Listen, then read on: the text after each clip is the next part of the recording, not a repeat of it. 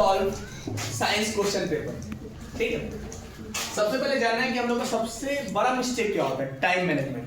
हमको बहुत सारा चीज आते रहता है, फिर भी हम लोग लिख नहीं पाते क्योंकि हम लोग प्रैक्टिस नहीं कर पाते उसके अकॉर्डिंग। ठीक है, तो जो साइंस का पैटर्न है, पहले उस पैटर्न पे हम लोग बात करते हैं कि पैटर्न क्या है। ठीक है, तो पैटर्न है कि section A, section wise question दिया गया है। सेक्शन ए, सेक्शन ए में 20 क्वेश्चंस होते हैं। कितने होते हैं number of questions? 20। Number of questions कितने होते हैं? 20 होते हैं। कितने होते हैं? 20। और कितनी एमसीक्यू क्वेश्चन है, कैसा है? MCQ, multiple choice question. ठीक है, मार्क्स कितना होता है? 1 मार्क्स का। कितने मार्क्स का होता है? 1 मार्क्स का होता है। सेक्शन ए एमसीक्यू क्वेश्चन होता है। ठीक है, अब इसको कैसे सॉल्व करना है? मैम मुझे आप कोई बिहारी वाला सॉन्ग गाइस के लिए बोले हैं, तो उसके लिए अभी बच्चा यूज करके अभी भेज दिया। अभी बोलो, क्लास ले रहे हैं, थर्ड पीरियड में मेरा क्लास। ठीक है, अब है MCQ question, multiple choice question. Number of questions होते हैं 20, 1 मार्क्स। ठीक है, आपको इसको अटेम्प्ट करना है तो इसमें क्या करना है? 1 मार्क्स है ना, 2 मिनट्स लो। जितना इच क्वेश्चन के लिए कितना मिनट्स? 2 मिनट्स। 20 into 2 कितना हो गया? 40 मिनट्स। कितने मिनट्स हो गए? 40 मिनट्स। आप कहोगे सर 40 मिनट्स एमसीक्यू के लिए 10 मिनट में हम बना लेते हैं। हम लोग जब टिक करते हैं, ठीक है, अब जो क्वेश्चन पैटर्न आ रहा है, क्वेश्चन पूछा जा रहा है, वो कॉन्सेप्ट बेस्ड पूछा जा रहा है। कैसा पूछा जा रहा है? Concept based. अब ये नहीं कि डायरेक्ट पूछ देगा ऐसा यूनिट ऑफ फोर्स बताइए, ऐसा यूनिट ऑफ इलेक्ट्रिक करंट बताइए। ठीक है, वो भी अगर पूछेगा तो उसमें ऑप्शन जो है ना एक दूसरे से रिलेटेड देगा। ठीक है, उसमें आप मिस्टेक कर जाओगे और नंबर कट जाता है। एमसीक्यू बहुत इंपॉर्टेंट होता है, अगर सही हुआ तो ये 1 मार्क्स, गलत हुआ तो 0 मार्क्स। ठीक है, तो 1 मार्क्स का था। इस क्वेश्चन के लिए कितना मिनट्स? 2 मिनट्स, और टोटल मिनट्स कितना? 40 मिनट्स। अब बनाना कैसे है? तो जब भी एमसीक्यू अटेम्प्ट करने जाए, अभी बोर्ड्स एग्जाम में या कोई भी कंपटीशन एग्जाम में, तो 100% एक्यूरेसी के लिए आपको क्या करना होगा कि जो ऑप्शंस हैं, क्वेश्चंस को पहले एक बार पढ़ें। जैसे ही ऑप्शंस पे जाओगे ना तो 2 ऑप्शन ऑड दिखेगा। जो भी ऑड ऑप्शंस है उसको क्या कर दें? हटा दें। क्या कर? एलिमिनेट कर दे। क्या कर दे? एलिमिनेट कर दे। जैसे ही 2 ऑप्शन एलिमिनेट होगा तो 2 में ही कॉमन वाले फंसेगा कि लगेगा ये भी आंसर हो सकता है, ये भी आंसर हो सकता है। फिर उस ऑप्शन को अच्छे से पढ़ें कि अरे क्वेश्चन क्या कर रहा है और ये ऑप्शन क्या कर रहा है। उसमें से थर्ड जैसे ही एलिमिनेट हुआ तो फोर्थ आपका ऑटोमेटिक आंसर आ जाएगा ना। तो हम लोग अभी तक जो ट्राई कर रहे थे सिर्फ आंसर खोजने का, हम लोग को एक्चुअली करना क्या है जिसमें हम सही हो, हमको निगेटिव को एलिमिनेट करना है। क्या करना है? निगेटिव को एलिमिनेट करना है। क्या करना है? हटा देना है।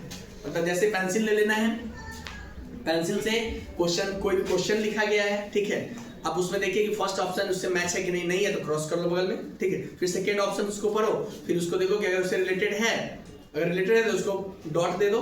फिर थर्ड देखो कि उससे ज्यादा रिलेटेड है क्या, अगर नहीं है, ऑड है, फिर उसको क्रॉस कर दो।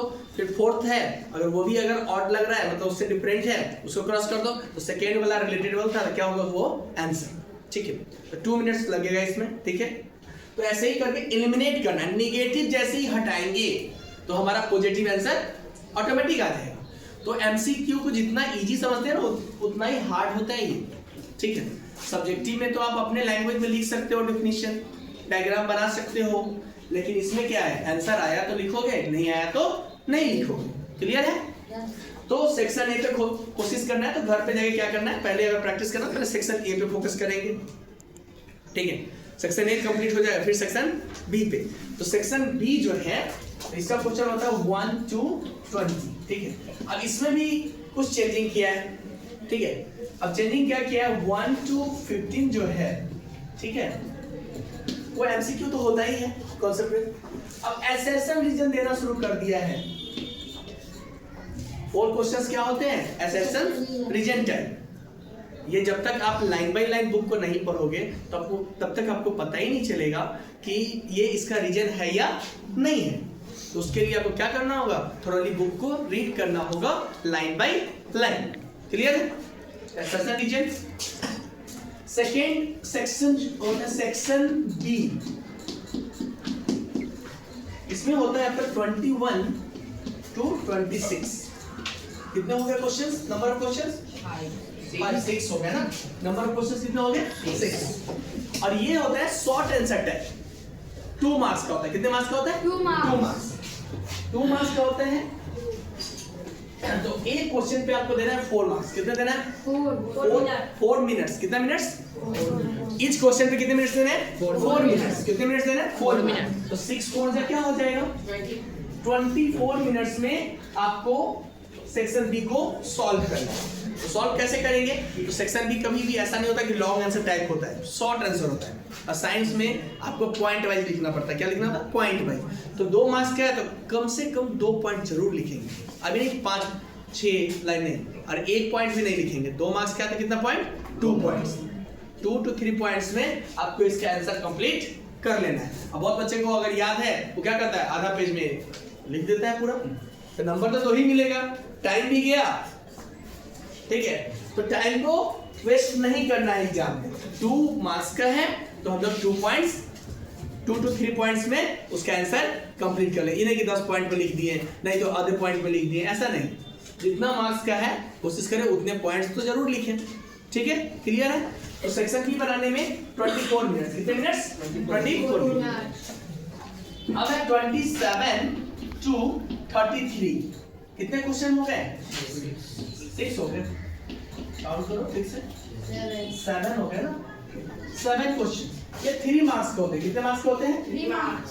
तो 3 2 जा 6, 7 6 जा 40। मतलब ईच क्वेश्चंस को 6 मिनट्स देंगे। कितने मिनट्स देंगे? 6 मिनट्स। ठीक है, 6 मिनट्स तो बहुत इनफ होता है एक क्वेश्चन को लिखने के लिए। तो 7 6 जा 42 मिनट्स। तो सेक्शन सी में आपको क्या करना है? कभी डायग्राम बेस्ड भी दे सकता है क्वेश्चंस। ठीक है, तो कम से कम कोशिश करेंगे 3 पॉइंट्स लिखने का। अगर डायग्राम रिक्वायर्ड है तो उसको बनाएंगे। ठीक है, तो ये क्या हो गया? 42 मिनट्स में आपको सेक्शन सी को सॉल्व करना है। क्लियर है? 3 पॉइंट्स कम से कम लिखना है। इसमें नहीं कि 10 पॉइंट लिख दिए, 1 पेज भर दिए, नहीं। नंबर आपको कितना मिलेगा? 3 मिलेगा।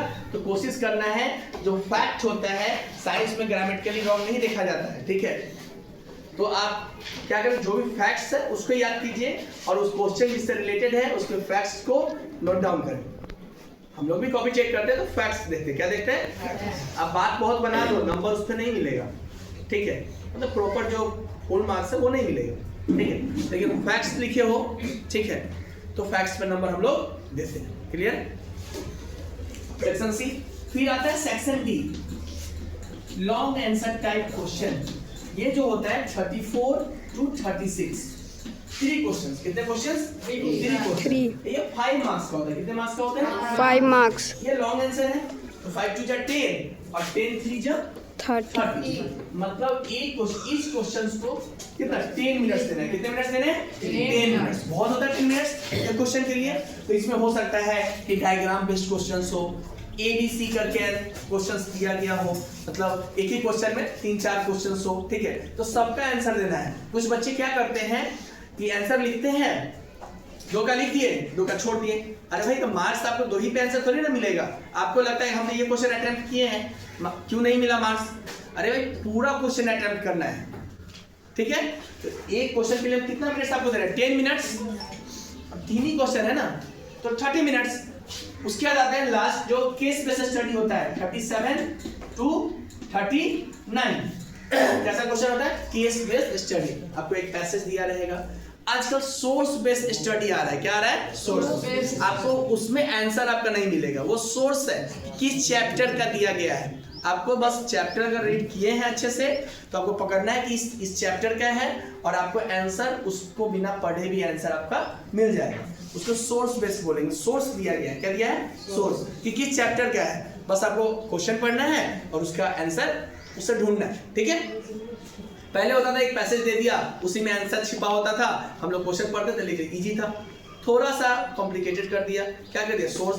आपका जो पैसेज है उसमें आंसर नहीं होगा, आपका आंसर कहाँ होगा? बुक में होगा। तो आपको पहले पकड़ना है कि किस चैप्टर का है, उसके बाद देखना है कि भाई किस टॉपिक का है और किस टॉपिक में कहाँ से उसका आंसर। क्लियर है? तो ये हो गया। ये क्वेश्चन सेक्शन ई होता है। सेक्शन ई ये भी 3 क्वेश्चंस हैं और ये 4 मार्क्स के होते हैं। कितने मार्क्स के होते हैं? 4। आपको इसमें 5 क्वेश्चंस दिया गया रहता है और बोलता है एनी अटेम्प्ट 4। क्या बोलता है?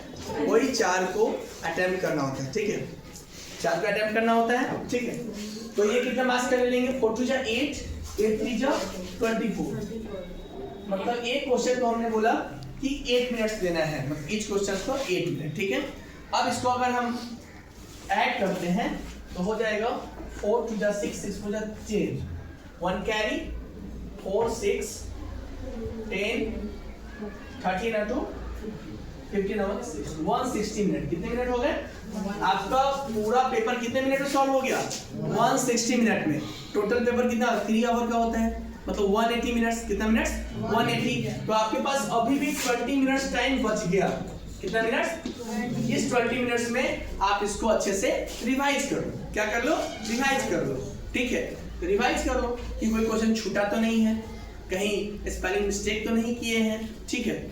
और एग्जाम में आपको कटिंग नहीं करना है ज्यादा। आप अगर अच्छे राइटिंग में लिख रहे हो, ठीक है, तो कभी कभी आपका कुछ मिस्टेक्स भी छिप जाता है, ठीक है। लेकिन आप शुरू से ही कटिंग कर रहे हो तो आप कितना भी अच्छा लिखे हो तो एक माइंड सेट हो जाता है कि इसका एवरेज मार्किंग ही हो जाता है। क्या हो जाता है? Average marking. तो अच्छा कॉपी लिखना है। अब अच्छा लिखने के लिए क्या करना हो? सर सारा तो याद होता नहीं है, सारा क्वेश्चन तो बनता नहीं है, तो करना क्या है? सबसे पहले पूरे क्वेश्चंस को अच्छे से, जब क्वेश्चन मिलता है 10 मिनट्स पहले मिलता है टाइम से, ठीक है। तो क्वेश्चन जब मिलता है तो 10 मिनट से पहले पूरे क्वेश्चंस को पढ़ लो। क्या कर लो? क्वेश्चंस को पढ़ लो। उसमें से जो इजी क्वेश्चन आपको दिख रहा है उसको टिक कर लो। क्या कर लो? इजी क्वेश्चंस को टिक कर लो।